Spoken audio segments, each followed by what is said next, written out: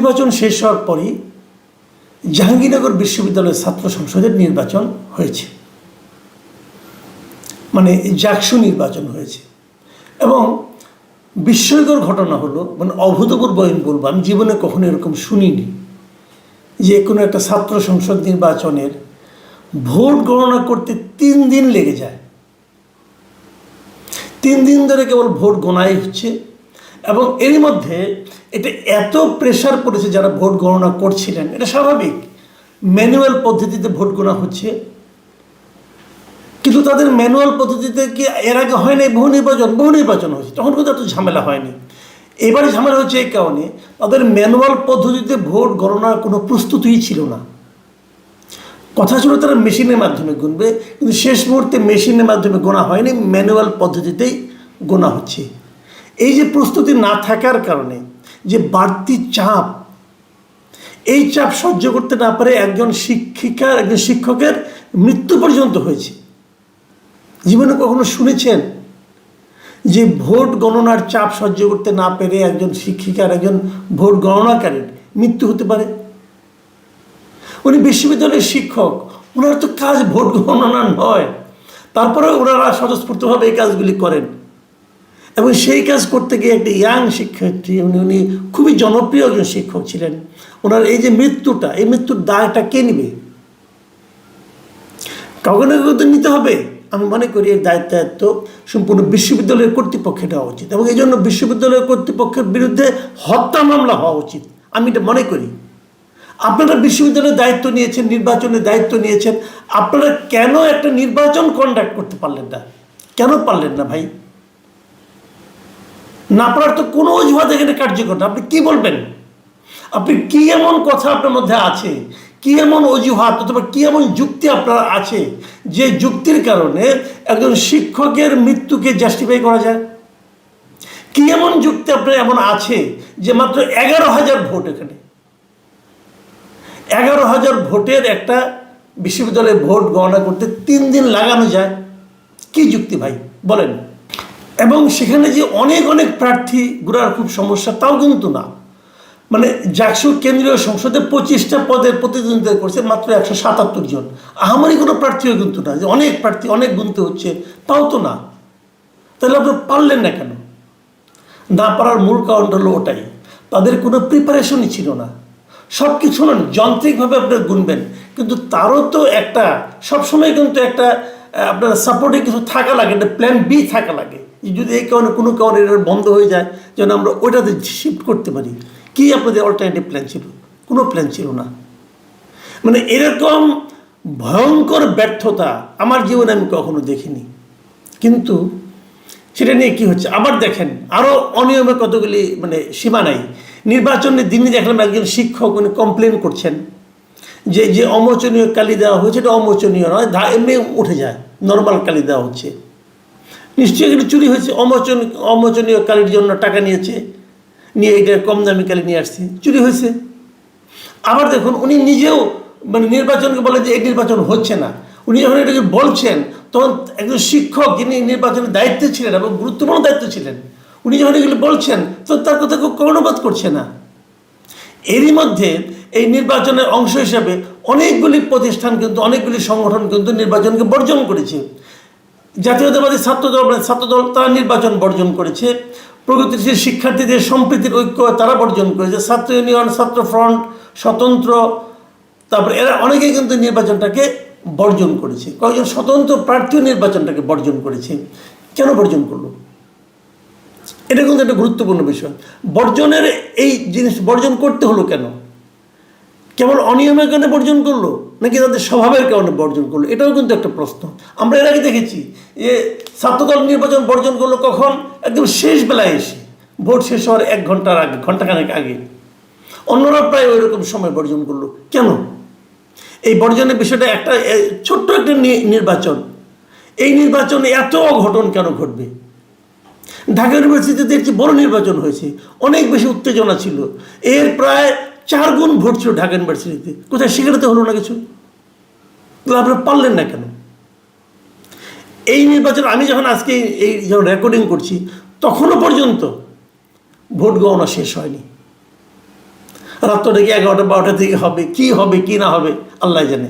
তারপর যে যারা বর্জন করেছে তারা এই নির্বাচনকে কতটুকু গ্রহণ করবে সেটা নিয়ে আরেক নাটক হবে। এটা আমরা দেখেছি যে এই যে মানে অযোগ্য লোককে যখন একটা বড় পদে বসিয়ে দেওয়া হয় তখন মনে হয় এই ঝামেলাগুলি হয়। আমি মনে করি নির্বাচনের সঙ্গে যারা দায়িত্বে ছিল ওদের প্রত্যেককে জবাবদিহিতার আওতায় আনতে হবে। যে জিনিসটা আপনি পারবেন না সেই জিনিসটার দায়িত্ব আপনি কেন নেবেন? আরেকটা কথা বলি, যে জিনিসটা বলি আলোচনা হয়তো শেষ করব আমি। একটা জিনিস মাথায় রাখবেন যে ডাকসু নির্বাচন হয়ে গেছে আজকে কয়েকদিন হয়ে গেল। এখন আমি দেখছি যে সেই নির্বাচন নিয়ে কিন্তু বিএনপির পক্ষ থেকে, মানে ছাত্রদলের পক্ষ থেকে না, বিএনপির পক্ষ থেকে এটাকে নিয়ে নানা ধরনের আপত্তিজনক কথা বলা হচ্ছে, কারচুপির অভিযোগ তোলা হচ্ছে।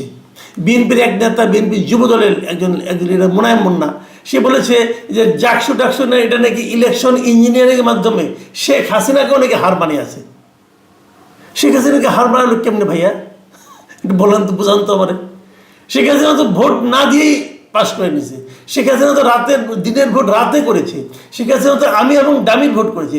এই যে ইঞ্জিনিয়ারিং, এই ইঞ্জিনিয়ারিংকে কীভাবে হার বানানো ভাই বুঝান আপনি? মানে মুখে যা আসবে তাই বলে দেবেন? কি এমন রাজনীতি আপনারা করেন যে মুখে যা আসলো সেটা বলে দেওয়ার আপনারা বৈধতা পেয়ে গেছেন? যখন এরকম একটা দায়িত্বশীল ব্যক্তি, উনি যুবদলের সভাপতি, উনি যখন এই ধরনের কথা বলেন তখন ছাত্র দলকে কিন্তু নানাভাবে পরিচিত করেন যে তোমরাও মানো না, তোমরাও এই নির্বাচনকে মেনো না, তোমরাও নির্বাচনের সম্বন্ধে এই সমস্ত কথাবার্তা বলো। কেন বলবেন আপনি? তাহলে আপনি একটা প্রমাণ দেন। এ পর্যন্ত ডাকসু নির্বাচনে আমি দেখেছি অনেকে অনেক কথা বলেছেন, কিন্তু এখন পর্যন্ত আমি কারোর কাছ থেকে একটা প্রমাণ পেলাম না। খালি সুইপিং কমেন্ট। কেন ভাই সুইপিং কমেন্ট আপনি কেন করবেন? এই সুইপিং কমেন্ট করার এখতিয়ার আপনাকে কে দিয়েছে? এটা তো হয় না।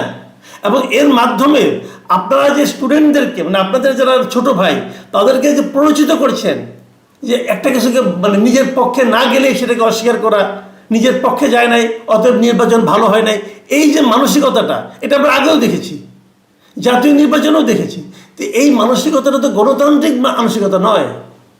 গণতন্ত্রের ধর্ম হচ্ছে একজন জিতবে একজন হারবে। এখন যিনি হারবেন তিনি যদি সেটাকে না মানতে চান তাহলে ধরো না, বরঞ্চ আপনাদের আত্মসমালোচনা করা উচিত যে কেন আপনারা পারলেন না। এই নেতাদের উচিত তার এসব ছোটো ভাইদের নিয়ে ডেকে নিয়ে বসা, বোঝানো যে তোমরা কেন পারলা না। তো এটা তো আপনারা করেন না। এই কাজটা আপনারা গড্ডালিকা প্রবাহে গা ভাসাচ্ছেন, এবং গড্ডালিকা প্রবাহে গা ভাসিয়ে আপনারা ভাবতেছেন এই দেশের সবাই আপনাদেরকে দলে দলে যে ভোট দিয়ে আপনাদেরকে ক্ষমতায় বসিয়ে দেবে। ভাই দুনিয়াটা তো সহজ না। এই যে ভোট বড় মারাত্মক কিছু, আপনাদের বোঝা উচিত। আগের ভোট ভুলে যান, আগে কীভাবে ভোট হয়েছে, হুজুকে ভোট হয়েছে, এগুলোকে তখন ভুলে যান প্লিজ। এখন যার হাতে ভোট তাকে খুশি করার, তার জন্য কিছু করার চেষ্টা করুন, না হলে কিন্তু সামনে অনেক দুর্ভোগ অপেক্ষা করছে।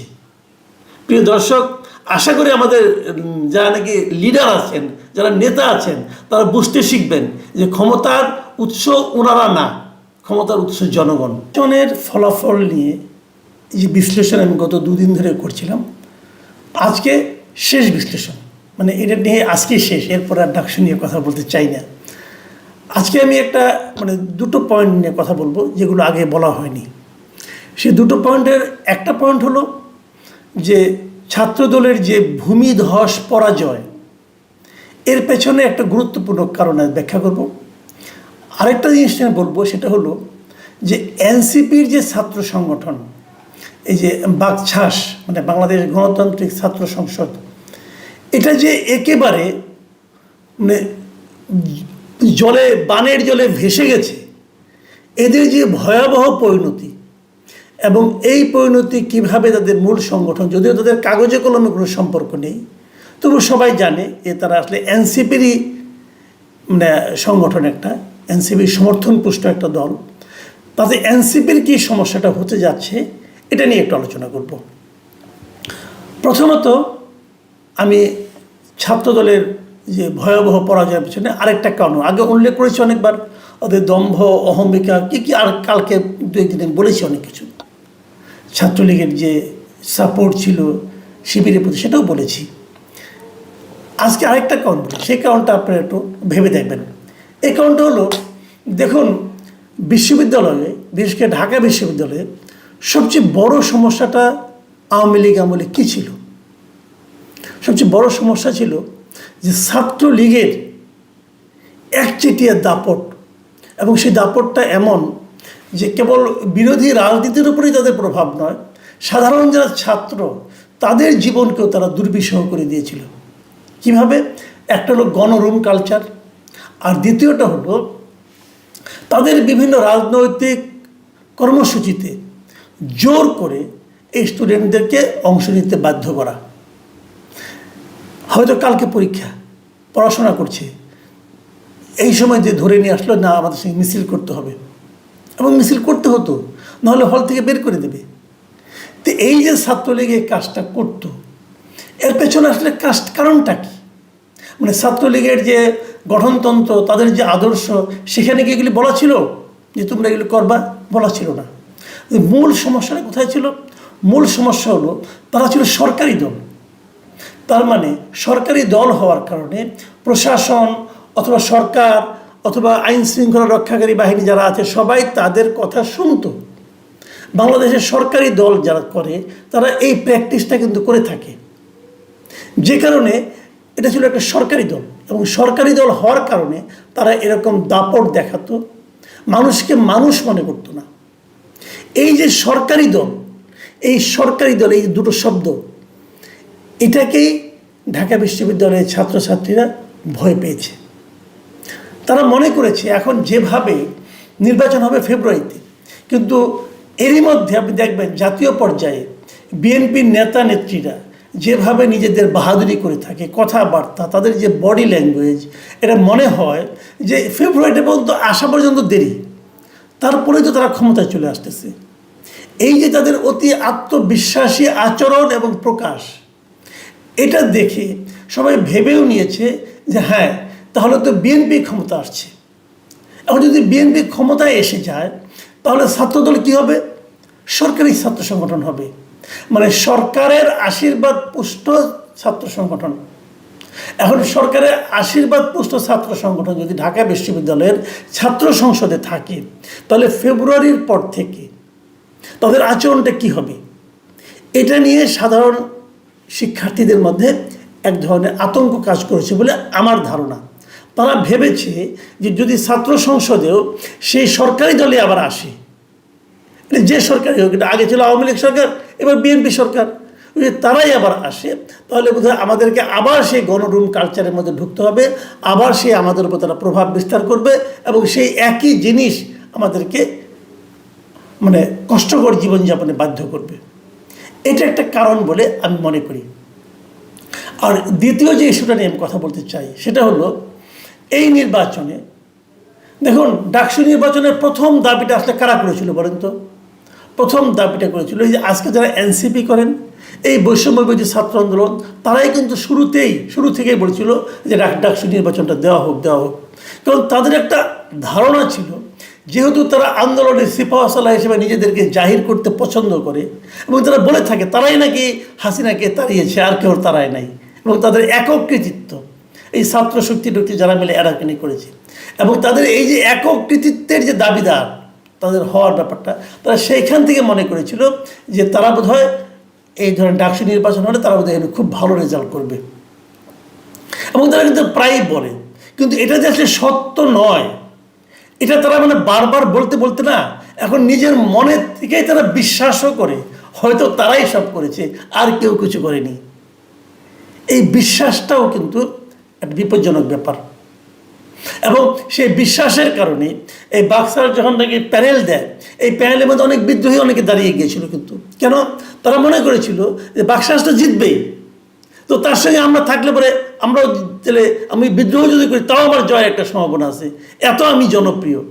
কিন্তু তারা ভুলে গিয়েছিল, তারা বুঝতেও পারে নাই যে এই এনসিপি গঠন করার পর এই বৈষম্যবিরোধী ছাত্র আন্দোলনে যারা মাথায় ছিল, তারা যখন এনসিপি নামক মানে জাতীয় নাগরিক পার্টি নামক একটা পার্টি গঠন করার পর, এবং তার আগে গঠনের আগেও বৈষম্যবিরোধী ছাত্র আন্দোলন, সমন্বয়ক, এই সমস্ত শব্দ ব্যবহার করে তারা যে সমস্ত কর্মকাণ্ড করেছে, তারা যে সমস্ত দাপট দেখিয়েছে প্রশাসনে এবং বেসরকারি প্রশাসনে সব জায়গায়, তারা যে সমস্ত তদবিরের সঙ্গে জড়িয়ে পড়েছিল বলে অভিযোগ আমরা শুনতে পেয়েছি, সেগুলি কিন্তু বিবর্ধিত হতে হতে লোক কিন্তু বেড়ে যায়। বিবর্ধিত হতে হতে এই ঢাকা ইউনিভার্সিটির স্টুডেন্টদের কান পর্যন্ত পৌঁছেছে এবং সেইটা তাদেরকে কোনো বাড়তি মাইলেজ দেয়নি, বরং তাদের প্রতি মানুষের এক ধরনের বিতৃষ্ণা তৈরি করেছে। সেই বিতৃষ্ণার মাত্রাটা কোন পর্যায়ের সেটা এই ডাকসু নির্বাচনে আরও একবার প্রমাণ হলো। কেমন হয়েছে তাদের রেজাল্ট, আমি খালি একটা কথা আপনাদেরকে বলি। তারা, আপনি যদি সবগুলো রেজাল্ট দেখেন, আমি আপনাদের কয়েকটা বরং রেজাল্টই দেখাই, তাহলে আপনারা বুঝতে পারবেন। দেখুন, সহসভাপতি মানে ভিপি পদে ছাত্র শিবিরের সাদিক কায়েম পেয়েছেন 14,042 ভোট, আর জাতীয়তাবাদী ছাত্র দলের প্যানেল থেকে আবিদুল ইসলাম খান পেয়েছেন 5,708 ভোট। স্বতন্ত্র প্রার্থী শামীম হোসেন তিনি পেয়েছেন 3,883 ভোট। আবার আরও একজন স্বতন্ত্র প্রার্থী উমামা ফাতেমা তিনি পেয়েছেন 3,389 ভোট। আর পঞ্চম স্থান অধিকার করেছেন এই বাকশাসের যিনি নেতা, যিনি ভিপি ক্যান্ডিডেট ছিলেন আব্দুল কাদের, তিনি পেয়েছেন 1,103 ভোট।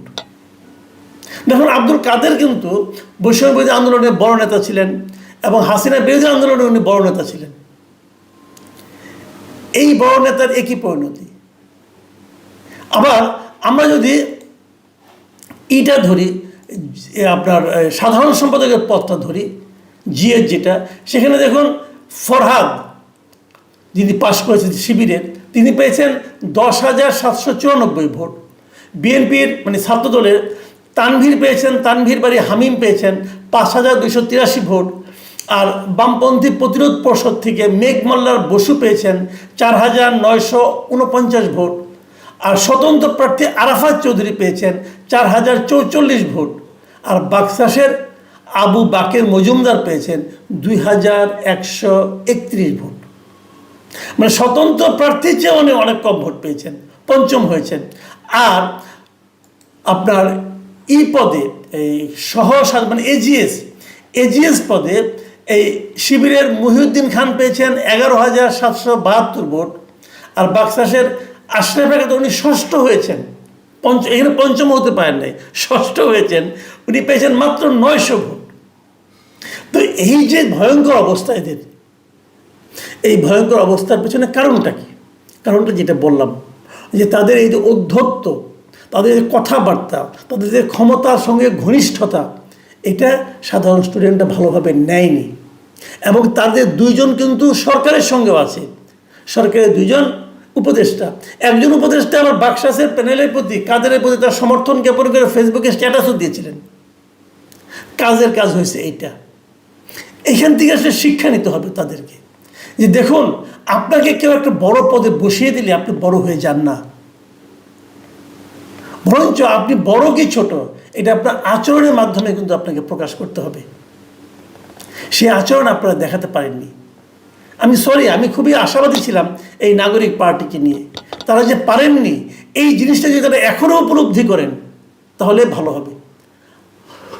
বড় গাছ, যে গাছে বেশি ফল থাকে সেই গাছটা কিন্তু একটু ঝুঁকে থাকে, আর যে গাছে ফল নাই, নিষ্ফলা যে বৃক্ষ, সেটা সামান্য বাতাসেই খুব নড়ানড়ি করে। আপনাদের নড়ানড়িটা আমরা দেখতে পেয়েছি, আপনাদের বিনয়টা আমরা দেখতে পাই নাই। এবং এটা যারা আপনাদের বন্ধুবান্ধব, যারা আপনাদের সহপাঠী, যারা আপনাদের আন্দোলনের সহযোদ্ধা, তাদের কাছে আরও বড় হয়ে ধরা পড়েছে। তারা যখন আপনাদেরকে দেখেছে, আপনাদের পরিবর্তনটা দেখেছে, সেই পরিবর্তনটা আমি দূরের থেকে বুঝিনি, কারণ আমি আপনাদের আগের জীবন দেখিনি, কিন্তু ওরা দেখেছে। ওরা কিন্তু আপনাদের আগের জীবন দেখেছে, পরের জীবন দেখছে, ওরা কিন্তু দ্রুত সিদ্ধান্ত নিয়েছে।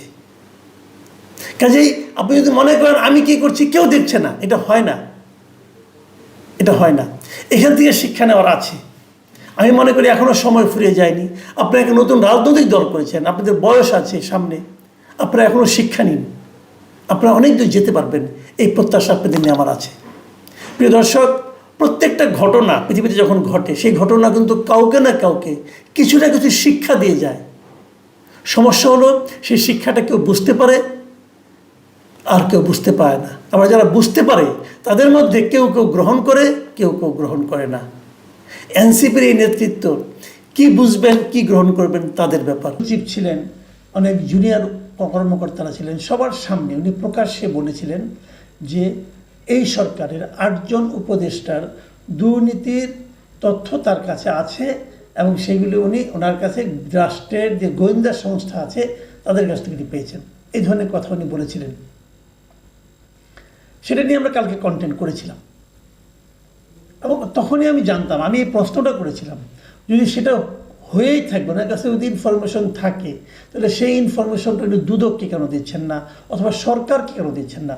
উনি তো একজন পাওয়ারফুল লোক, তাহলে কেন দিচ্ছেন না? উনি না দিয়ে একটা অনুষ্ঠানে কেন বলছেন? যা হোক, এরপর পরের দিনে একটা দিন যেতে না যেতে এটা নানা রকম রিয়াকশন আমি দেখছি এবং এই রিয়াকশনগুলো আমার কাছে খুবই কৌতূহলোদ্দীপক মনে হচ্ছে। মানে এগুলি আমার কাছে আরও রহস্য বাড়িয়ে দিচ্ছে। যেন কার কার রিয়াকশন পেয়েছি?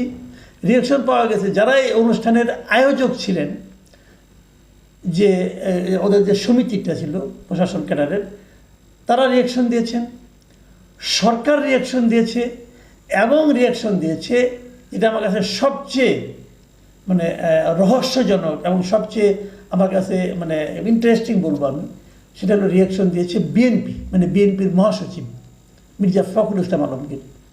এবং এটা নিয়ে আমার কিছু বিশ্লেষণ আছে, আমার কিছু রিয়াকশন আছে, এগুলো আপনাদেরকে আমি বলবো। আমি একটা একটা করে ধারাবাহিকভাবে খালি বলে যাই। আবার আপনারা মনে করার চেষ্টা করেন সেখানে সাত্তার সাহেব কী বলেছিলেন। আমি ওনার লেখাটা, ওনার পুরো বক্তব্যটা যেটুকু বক্তব্য আছে আমি প্রথম আলোতে পেয়েছি, আমি সেটুকু আপনাদেরকে হুবহু আরেকবার পড়ে শোনাই। উনি বলেছেন, আমি খুবই হতাশ, আমলাদের চরিত্র না হয় খারাপ হয়ে গেছে, কিন্তু জুলাই আন্দোলনের রক্তের উপর দিয়ে চেয়ারে বসা অন্তত 8 জন উপদেষ্টার সীমাহীন দুর্নীতির তথ্য প্রমাণ দিতে পারবো। গোয়েন্দা সংস্থার কাছে 8 উপদেষ্টার দুর্নীতির প্রমাণ রয়েছে, কিন্তু কারো বিরুদ্ধে ব্যবস্থা নেওয়া হচ্ছে না। এই কথাটুকু উনি বলেছেন। এবং যখন উনি এই কথাটা বলেন তখন সেই অনুষ্ঠানে, যে এটা একটা সেমিনার ছিল, সেই সেমিনারে যারা উপস্থিত ছিলেন সেই সমস্ত কর্মকর্তারা ঠিক ঠিক এই কথাটা বলে হাততালি দেন। মানে তাদের কাছেও এই ওনার দেওয়া প্রমাণটা, ওনার দেওয়ার এই বক্তব্যটা গ্রহণযোগ্য মনে হয়েছে। ঠিক আছে, এইটা মনে হওয়ার পর এখন দেখুন, কালকে, এটা শুক্রবারের ঘটনা, কিন্তু শনিবার দিন কি হয়েছে? শনিবার দিন এটা নিয়ে সরকারের যে প্রেস উইংয়ের মাধ্যমে সরকারের একটা বক্তব্য দেওয়া হয়েছে। সেখানে তারা বলেছে যে এই যে উপদেষ্টাদের বিরুদ্ধে যে কথাটা বলেছেন সাত্তার সাহেব, সরকার সেটাকে প্রত্যাখ্যান করেছে এবং মন্ত্রিপরিষদ সচিব শেখ আব্দুর রশিদের স্বাক্ষরিত এই বিবৃতিতে বলা হয়েছে তারা এটাকে প্রত্যাখ্যান করেছে। এবং সেখানে তারা কি বলেছে? সেখানে তারা বলেছে যে একজন সাবেক সরকারি কর্মকর্তা কয়েকজন উপদেষ্টার বিরুদ্ধে ভিত্তিহীন অভিযোগ উত্থাপন করেছেন। আমরা এই অভিযোগগুলো দৃঢ়ভাবে প্রত্যাখ্যান করছি। প্রমাণ উপস্থাপন বা ব্যক্তিদের শনাক্ত না করে ঢালাওভাবে অভিযোগ করা দায়িত্ব জ্ঞানহীন এবং জন আস্থার জন্য ক্ষতিকর। আমি এই বক্তব্যের সঙ্গে একমত। আসলে প্রমাণ ছাড়া আপনি এই ধরনের বলাটা, এটা দায়িত্ব জ্ঞানহীন একটা ব্যাপার এবং এটা জন আস্থার জন্য ক্ষতিকর, এটাও ঠিক বলেছেন উনি। এবং সেখানে আরও বলা হয়েছে, সচিব তার বক্তব্যে আরও বলেছেন, মানে আপনার সরকারের পক্ষ থেকে তারা আরও বলেছেন যে আমাদের প্রশাসন স্বচ্ছতা, সততা এবং জবাবদিহিতার প্রতি প্রতিশ্রুতিবদ্ধ। যদি জনাব আব্দুল সাত্তারের কাছে কোনো অসদাচরণের বিশ্বাসযোগ্য প্রমাণ থাকে, আমরা তাকে যথাযথ আইনগত ও তদন্তকারী কর্তৃপক্ষের কাছে তা দ্রুত জমা দেওয়ার আহ্বান জানাই। যতক্ষণ না এমন প্রমাণ উপস্থাপন করা হচ্ছে, আমরা সকল অংশীজনকে স্মরণ করিয়ে দিতে চাই যে জনপরিসরে আলোচনা অনুমান নয়, বরং তথ্যের ভিত্তিতে হওয়া সমীচীন। সরকারের এই বক্তব্যকে আমি সাপোর্ট করি যে আপনার কাছে যে তথ্য থাকে সেটা আপনি জায়গা মতো দেন। জায়গা মতো দিবেন না, বিভিন্ন জায়গায় বসে মাইক সামনে একটা মাইক্রোফোন পেয়ে গেলেন আর উত্তেজনা লাফাতে থাকলেন আর বলতে থাকলেন, এটা ভাই কোনো শোভন কাজ নয়, এটা শোভন কাজ নয়। এই ভদ্রলোক শুনেছি যে উনি জয়েন্ট সেক্রেটারি থাকাকালীন নাকি ওনার রিটায়ারমেন্ট হয়ে গিয়েছিল, ওটাকে উনি ওনার প্রতি এক ধরনের বৈষম্যমূলক আচরণ বলে এই দফায় উনি আবার ভূতাপেক্ষা প্রমোশন পেয়ে সচিবও হয়েছেন। তো এটা আপনি ঠিক করেননি। উনি বেগম খালেদা যে একান্ত সচিব ছিলেন, একান্ত পিএস ছিলেন, সেই হিসেবে কিন্তু পাওয়ারফুলও কিন্তু সরকারের কাছে। এগুলো নিয়ে আমি কালকে আলাপ করেছি এবং সরকারের এই বক্তব্যকে আমি কিন্তু সমর্থন করছি। তারপরে আমার একটা কথা, যে দেখুন উনি তো বলে ফেলেছেন, বলে ফেলার পরে মানুষের মধ্যে কিন্তু ছড়িয়ে গেছে। এখন মানুষের কাছে কিন্তু ওনার বক্তব্যটাই কিন্তু সন্দেহের উৎস হিসেবে থাকবে। আপনারা সরকার কি বক্তব্য দিচ্ছে এটা কিন্তু পাবলিক গ্রহণ করবে না। কাজেই সরকারের উচিত হবে ওনাকে জিজ্ঞাসা করা, ওনাকে ডেকে আনেন, জিজ্ঞাসা করেন যে প্রমাণ দেন, ওনাকে প্রমাণ করতে হবে। যদি প্রমাণ দিতে পারেন উনি, আপনাদেরও ব্যবস্থা নিতে হবে। ঠিক আছে, আমি এখন আরেকটা জায়গায় যাই, আরেকটা বিবৃতি করি। এটা হলো যে যারা এই অনুষ্ঠানটা আয়োজন করেছিল, অ্যাডমিনিস্ট্রেটিভ সার্ভিস অ্যাসোসিয়েশন, তাদের পক্ষ থেকে আবার একটা বিবৃতি দেওয়া হয়েছে। এই অ্যাসোসিয়েশনের মেম্বার কিন্তু যারা এখনও সচিবালয়ে আছেন, বিভিন্ন প্রশাসনের পদে আছেন, চাকরি করছেন, তারাও কিন্তু এরা মেম্বার। কাজে তাদের উপর নিশ্চয়ই চাপ আসছে যে তোমরা একটা বিবৃতি দাও। তারাও একটা বিবৃতি দিয়েছেন এবং সেখানে তারা বলেছেন অনেক কথা, যে আমরা ওখানে একটা সেমিনার করছিলাম, এই সেমিনারের যে বিষয়বস্তু ছিল তার বাইরেও পত্রিকাগুলোতে অনেক কিছু প্রকাশিত হয়েছে, ওই সেমিনারের মূল বক্তব্যটা আসে। আরে ভাই, সেমিনারের বক্তব্য আসার দরকার নাই। উনি আবার আমাদেরকে সাংবাদিকতা শেখাচ্ছেন। এটা সাংবাদিকরা সেখানে গিয়েছে, তাদের কাছে যে পয়েন্টটা ভালো লেগেছে তারা সেই পয়েন্টটা উল্লেখ করবে। আপনার সেমিনারের মূল প্রবন্ধ কি এটা উল্লেখ করতে হবে নাকি? কই শিখছেন বাইরে? কোথা থেকে শেখাচ্ছেন? আপনার সেমিনারের বক্তব্য তৈরি করতে যায় নাই। ওখানে যারা আছেন আপনারা কিভাবে কি বলছেন, আপনাদের কোন মেম্বার কি বলছেন, এগুলোর মধ্যে তাদের কাছে যেটা সবচেয়ে গুরুত্বপূর্ণ মনে হবে, ইন্টারেস্টিং মনে হবে, তারা সেটাকে নিয়ে লিড করবে। এটাই নিয়ম সাংবাদিকতার। যাই হোক, ওনারা শিখে টেখে তারপর উনি বলছেন, ওনারা যে কথাটা বলছেন সেটা হলো এই অ্যাডমিনিস্ট্রেটিভ সার্ভিস যারা আছে এরা আবার সরকারকে একটা সার্টিফিকেট দিয়েছে। শুনেন সার্টিফিকেটটা কি? তারা বলছে এই বিবৃতিতে যে বর্তমান অন্তর্বর্তী সরকার দায়িত্ব গ্রহণের পর অনিয়ম ও দুর্নীতির বিরুদ্ধে কঠোর অবস্থান গ্রহণ করেছে। বুঝেন কিন্তু, হ্যাঁ। তারপর তারা বলছে যে অনিয়ম ও দুর্নীতির বিরুদ্ধে শক্ত অবস্থান গ্রহণ করে সর্বোচ্চ আন্তরিকতা দিয়ে কাজ করে যাচ্ছেন। ঠিক তো ভাই? ঠিক। কোথায় পাচ্ছেন আপনি প্রমাণটা? আপনার হাতে প্রমাণ কি? আপনি যে বললেন সর্বোচ্চ আন্তরিকতা দিয়ে তারা কঠোর অবস্থান গ্রহণ করেছে, দুদিন পরে যখন সরকার না থাকবে তখন যদি কোনো একজন উপদেষ্টার বিরুদ্ধে কোনো দুর্নীতির অভিযোগ পাওয়া যায়, দুর্নীতির প্রমাণ পাওয়া যায়, তখন এই অ্যাসোসিয়েশনে যারা আছেন সবাইকে ওই মামলা আসামি করা উচিত। আপনি তো সার্টিফিকেট দিয়েছেন। সার্টিফিকেট কি এমনি দিয়েছেন নাকি তাদের কাছে ভালো হওয়ার জন্য দিয়েছেন, নাকি তাদের চাপে পড়ে দিয়েছেন? কোনটা? আমার তো মনে হয় ভালো হওয়ার জন্য দিয়েছেন। যে বলবেন দেখেন স্যার, আপনারা তো জানেন কে দুর্নীতি করেছে, বলবেন দেখেন স্যার, আপনি এত দুর্নীতি করা সত্ত্বেও আপনার পক্ষে আমরা কীভাবে কাপড় চোপড় খুলে নামছি। এই তো আপনাদের মন মানসিকতা। মানে এত দ্রুত দিয়ে দেওয়া উচিত না। তবে আমার কাছে আমার কাছে যেটা হতাশাজনক মনে হয়েছে, যেটা দেখে আমি সবচেয়ে হতাশ হয়েছি, সেটা হলো মির্জা ফখরুল ইসলাম আলমগীরের যে বক্তব্যটা। মির্জা ফখরুল ইসলাম আলমগীর এই প্রেক্ষিতে একটা অভিমত বক্তব্য করছে। উনি বিবৃতি দিয়েছেন রীতিমতো, ওনার কাছে বিবৃতি চায় নাই, কিন্তু ওনারা কেউ কিছু জিজ্ঞাসা করে নাই। উনি নিজ দায়িত্বে গত শনিবার রাতে গণমাধ্যমে একটা বিবৃতি দিয়েছেন। সেখানে উনি কী বলেছেন? সেখানে উনি বলেছেন যে অন্তর্বর্তী আপনাদের এই সততার উপর আস্থাটা কী করে তৈরি হলো, তৈরি ভিত্তিটা কি? এই যে একটা ব্ল্যাঙ্ক চেক আপনারা দিয়ে দিলেন, এটি কীভাবে দিলেন? একজন ব্যক্তি বলছে যে ওনার কাছে গোয়েন্দা সংস্থার তথ্য অনুযায়ী উনি 8 জন লোককে দায়ী করলেন। তার তো একটা ভিত্তি জানা গেল, গোয়েন্দা সংস্থার তথ্য দিতে পারেন আর না পারেন বলেছেন তো। আপনার ভিত্তিটা কি? মির্জা ফখরুল ইসলাম আলমগীর যে বলতেছেন যে ওনাদের সততার উপর আমাদের পূর্ণ আস্থা আছে, ভাই ভিত্তিটা কি? কিসের উপর ভিত্তি করে আপনি আস্থাটা রাখছেন? শুনেন মির্জা ফখরুল ইসলাম আলমগীর কী বলেছেন, আমি হুবহু আপনাদের পড়ে শোনাই। আমি বলতে চাই হুইচ ইজ নট আওয়ার্স, মানে ওই বক্তব্যটা ওনাদের বক্তব্য না, তো আপনার বক্তব্য হওয়ার তো কোনো দরকারও নেই। কেউ কি বলছে আপনার বক্তব্য?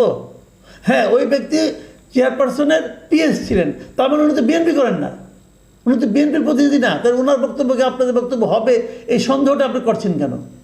তারপরে বলছেন এটার সঙ্গে আমাদের কোনো সম্পর্ক নেই, আমরা প্রধান উপদেষ্টা সহ এই অন্তর্বর্তী সরকারের সব উপদেষ্টাকে অত্যন্ত সম্মান করি এবং তাদের উপর আস্থা আছে এবং তাদের ইন্টিগ্রিটির উপর আমরা আস্থা রাখি।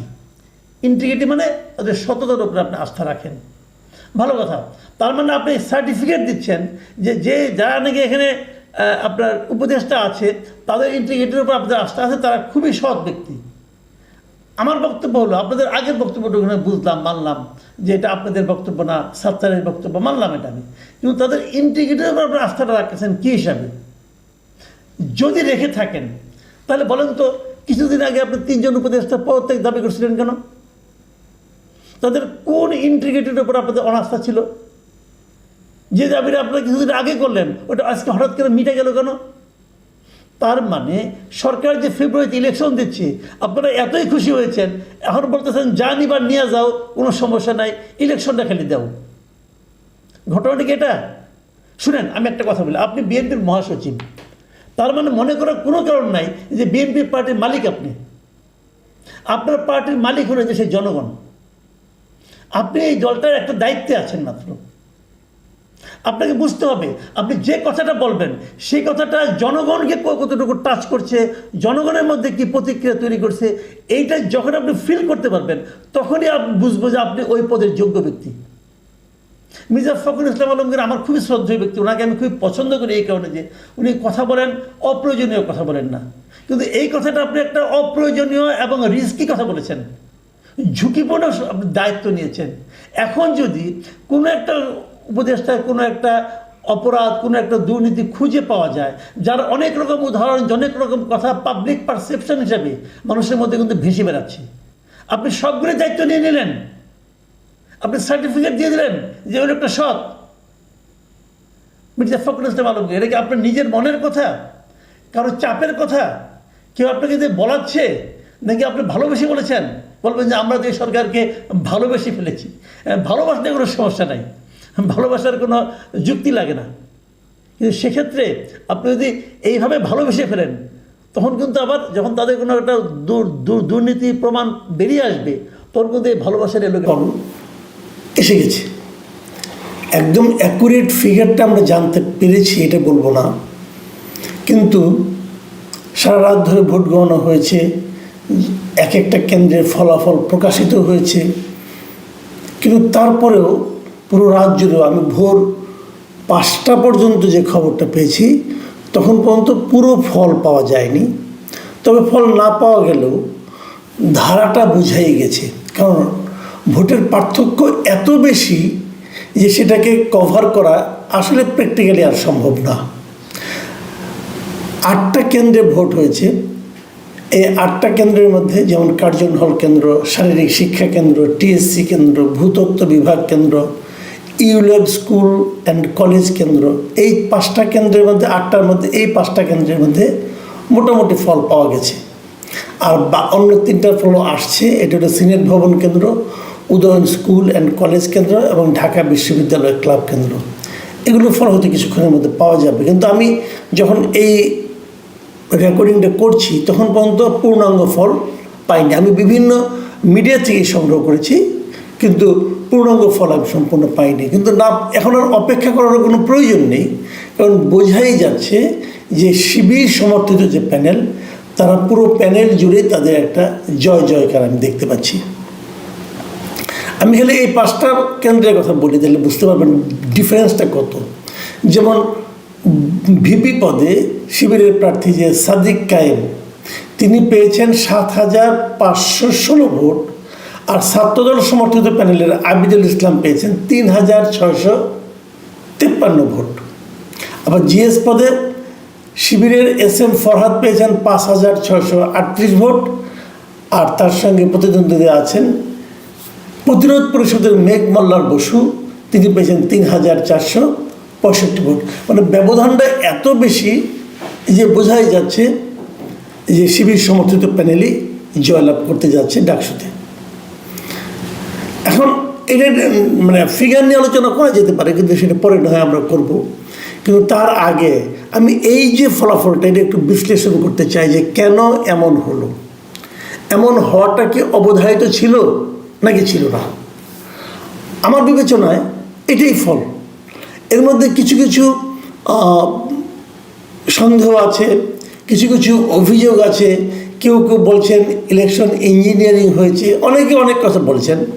এটা হয় বাংলাদেশের ইতিহাসে, আমি দেখেছি অতীতে 2 তাকায় জাতীয় নির্বাচনেও যারা হেরে যান তারা নানা ধরনের অভিযোগ কিন্তু করতেই থাকেন। আর একটা বড় নির্বাচন, যে নির্বাচনে অনেক অনেক প্রার্থী থাকে, অনেক অনেক ভোটার থাকে, অনেকগুলো কেন্দ্র থাকে, সেখানে কিন্তু এ ধরনের অভিযোগ দু একটা আশাই স্বাভাবিক।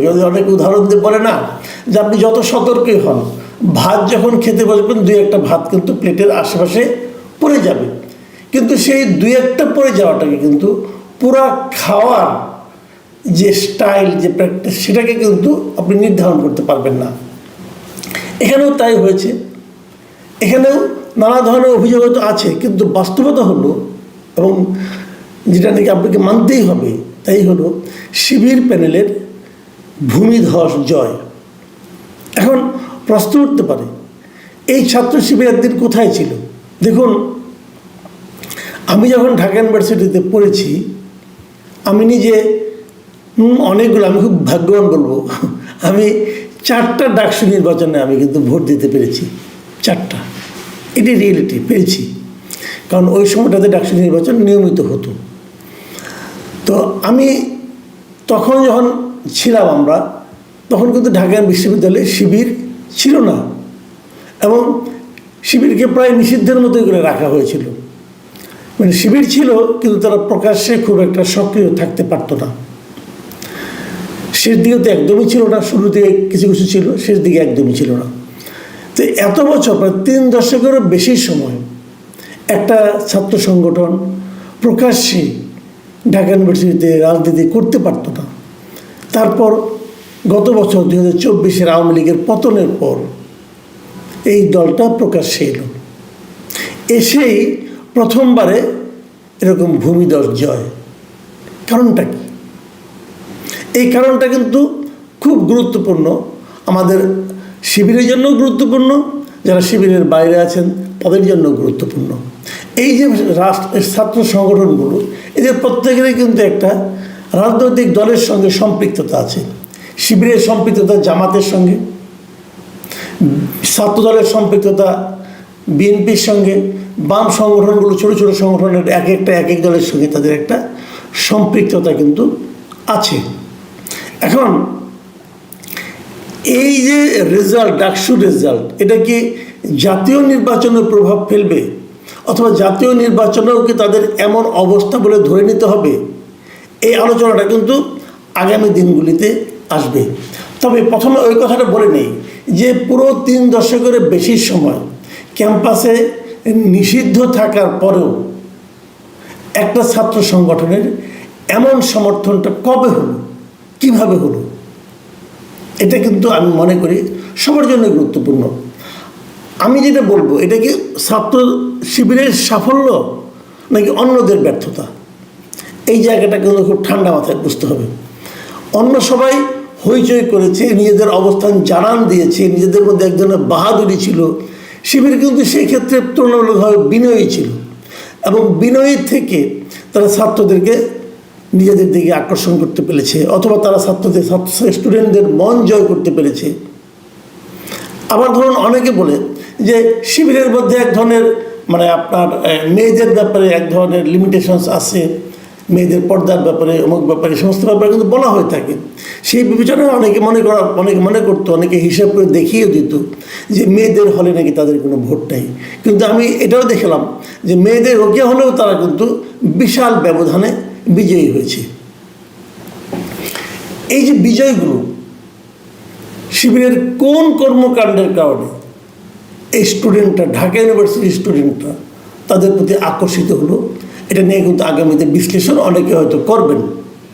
কিন্তু আমি যেটা মনে করি পার্সোনালি, সেই বিষয়টা হলো স্টুডেন্টরা, ইয়াং জেনারেশন, তারা ঔদ্ধত্য পছন্দ করেন না।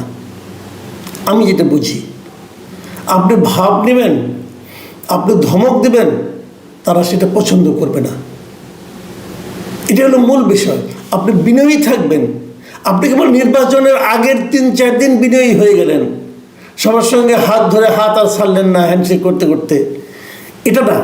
সারা বছর ধরে আপনাদের কি আচরণ, সারা বছর ধরে আপনারা ছাত্রদেরকে কিভাবে দেখছেন, তাদের সুবিধা অসুবিধাকে মূল্যায়ন করছেন কিনা, স্টুডেন্টরা এই জিনিসটা দেখতে চায়। এবং শিবির সাংগঠনিকভাবে তো নামটা তাদের ছিল না, হয়তো নাম নিয়ে তারা সামনে আসতো না, কিন্তু শিবির যারা করতেন তারা তাদের কাজ দিয়ে, আচরণ দিয়ে এই স্টুডেন্টদের মন জয় করেছেন। ভোট তো আর কাউকে ঘাড়ে ধরে আদায় করে নাই। অনেকে বলছেন যে ভিসি শিবিরের সমর্থক, জামাতের সমর্থক, অনেকে বলেছেন, কিন্তু তো ভিসি যে প্রত্যেকটা স্টুডেন্টকে বলেছে যে তোমরা এখানে ভোট দাও, তা তো বলেনি। বুথের ভিতরে যখন তারা গিয়েছে তখন তারা প্রত্যেকটা স্টুডেন্ট স্বাধীন, তারা সিদ্ধান্ত নিয়েই গিয়েছে তারা কাকে ভোট দেবে। অনেকে বলছেন একটা ছাত্রলীগের প্রভাব আছে, এটাও হতে পারে। আমাকে একজন বললো যে ছাত্রলীগ থেকে নাকি কিছু আপনার স্ট্যাটাস দেওয়া হয়েছে, ফেসবুকে দেওয়া হয়েছে, সোশ্যাল মিডিয়ায় দেওয়া হয়েছে যে অমুক প্রার্থীকে ভোট দাও। এটা দেওয়ার পরের থেকে নাকি স্টুডেন্টরা ওই প্রার্থীকে বাদ দিয়ে আবার শিবিরকে ভোট দিচ্ছে, এটাও হতে পারে। এটা যে একদম হবে না আমি তা মনে করি না, কারণ ছাত্রলীগের উপর স্টুডেন্টদের এক ধরনের ক্ষোভ ছিল, এটা সত্য। আবার ছাত্রলীগের কিছু ভোট ছিল, তারাও তো কাউকে না কাউকে ভোট দিয়েছে। এইভাবেই জিনিসটাকে কিন্তু দেখতে হবে। কিন্তু বেসিক যে কথাটা সেটা হলো আপনাকে স্টুডেন্টদের পালসটা বুঝতে হবে। ওই স্টুডেন্টদের পালসটা আপনি স্পর্শ করতে না পারেন তাহলে আপনি ভোট পাবেন না। এবং অন্য যারা আছে, যাদেরকে আগে এতদিন বড় বড় নেতা মনে হতো, তারা যে আসলে বড় নন, আসলে তারা বড়োর মতো দেখায় কিন্তু বড় নন, এই জিনিসটা কিন্তু এই নির্বাচনের মাধ্যমে প্রমাণ হয়ে গেছে। আমি জানতে চাই, আমি বলতে চাই যে জিনিসটা, যে আমাদের জাতীয় রাজনীতি যারা আছেন তাদেরকেও এই জিনিসটা মাথায় রাখতে হবে। আপনারা নিজেদেরকে অনেক বড় মনে করছেন, হয়তো ভাবছেন আমার বিজয় সুনিশ্চিত, কিন্তু সেই বিজয় আসলে সুনিশ্চিত কিনা, আপনারা মানুষের হৃদয়ে আছেন কিনা, আপনাদের নিয়ে সাধারণ মানুষের মনে কোনো প্রশ্ন আছে কিনা, এটিকে একবার খোঁজ করার চেষ্টা করেছেন? সমানিত ছিল, ঢাকা ইউনিভার্সিটিতে সবার জন্যই সমান ছিল। সেই সমান সুযোগটা আপনি নিতে পারলেন না কেন? একই সময়ে তাদের জন্য দিনে 24 ঘন্টা, আপনার জন্যও দিনে 24 ঘন্টাই ছিল। তারাও পড়াশোনা করেছে, আপনারাও পড়াশোনা করেছেন, তারা তো স্টুডেন্ট হিসেবে আপনাদের যে খারাপ না। কিন্তু তার মধ্যেও তারা কী এমন কাজ করলো যে কাজের জন্য তারা স্টুডেন্টদের মন জয় করতে পারলো? ভাববেন, এদের কিন্তু ভয় দেখিয়ে কেউ ভোট দিতে পারেনি। এই স্টুডেন্টের মূর্খ নন, বোকা নন। ঢাকা ইউনিভার্সিটির স্টুডেন্টদের যদি আপনি বোকা বলেন, তাহলে বাকি দেশকে কী বলবেন? কাজে এই ইউনিভার্সিটির স্টুডেন্টরা বুঝে শুনে তাদের ভোটটা দিয়েছে, এবং এই ভোট দিতে কাউকে বাধা দেওয়া হয়েছে এমন কথাও কেউ বলেনি। যে ভোট দেয়নি সেও বুঝে শুনে ভোট দেয়নি, সবই ঠিক আছে, এটাই রায়।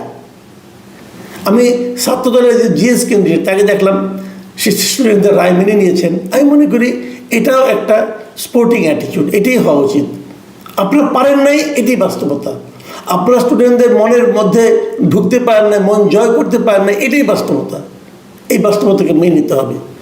সামনে জাতীয় নির্বাচনে কি হবে? অনেকে হয়তো বলবেন যে এই নির্বাচনে জাতীয় নির্বাচনে প্রভাব ফেলবে না, হতে পারে। আবার আমি যদি বলি এই স্টুডেন্টটা তো একটা উদাহরণ মাত্র, এবং সবচেয়ে সচেতন শ্রেণীর মধ্যে যদি এই মনোভাব হয়, তো তার প্রভাব অন্যদের মধ্যে কিছুই পড়বে না, পড়বে। সেটাও কিন্তু সবাইকে মাথায় রাখতে হবে। একটাই অনুরোধ, অহংকার ছাড়ুন, দম্ভ ছাড়ুন, মানুষের কাছাকাছি যাওয়ার চেষ্টা করুন। পেয়ে গেছি, এই যে মনোভাবটা, সব পেয়ে গেছি, আমি পেয়ে যাব, আর আমার কোনো কিছু দরকার নাই, মানুষের কাছে যাওয়ার দরকার নাই, আমি দূরে থেকে বসে হুকুম দেব, সব হয়ে যাবে। ভাই, দুনিয়াটা এত সহজ না। আর ভোট